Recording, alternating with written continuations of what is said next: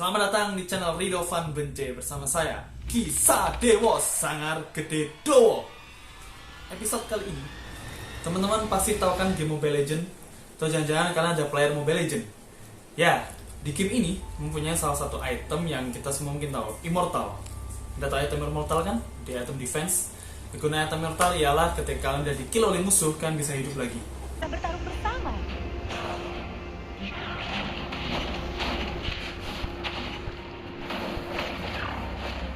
Tidak apa-apa. Ayo kita mulai perjalanan kita di negeri ini. Gimana kalau di kehidupan nyata ternyata ada benar-benar orang yang mempunyai kemampuan seperti ini? Mari kita bahas satu persatu siapakah orang yang dianugerahi kemampuan seperti item Immortal di Mobile Legends. Berikut daftarnya. Yang pertama, beliau adalah Mbah Boncolono. Mbah Boncolono alias Ki Ageng Gentiri alias Maling Gentiri adalah salah satu sosok legenda di kota Kediri, Jawa Timur. Dikutip dari Detik.com dan Liputan6.com, beliau adalah salah satu sosok yang bisa dikatakan Robin Hood bagi warga Kediri pada masa itu. Lebih tepatnya masa kolonial Belanda ya. Konon beliau mencuri atau mengambil barang-barang dari warga kolonial dan kemudian dibagikan kepada kaum lemah atau warga pribumi di sana. Beliau ibarat seorang sosok pahlawan bagi masyarakat saat itu. Hingga kolonial Belanda sangat ingin memburu dan mengeksekusi beliau karena sangat meresahkan bagi mereka.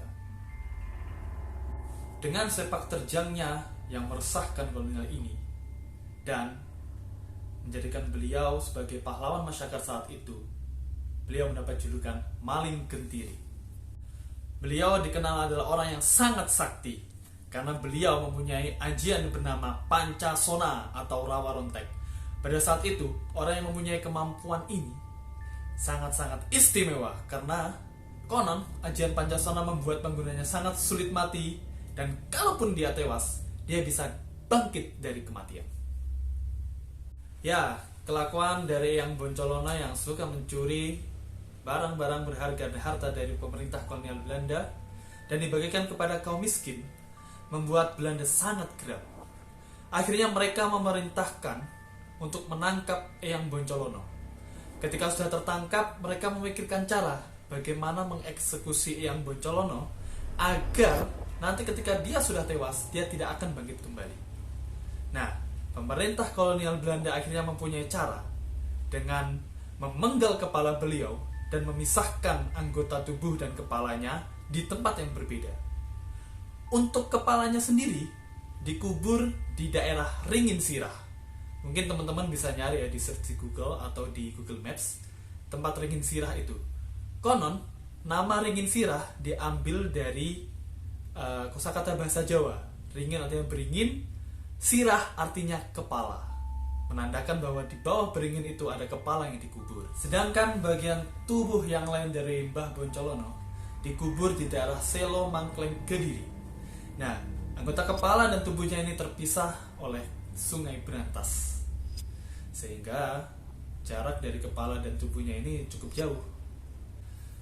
Pemerintah Belanda khawatir jika anggota tubuh beliau tidak dipisah ketika sudah dieksekusi, beliau bisa bangkit kembali karena ajian Pancasona tersebut.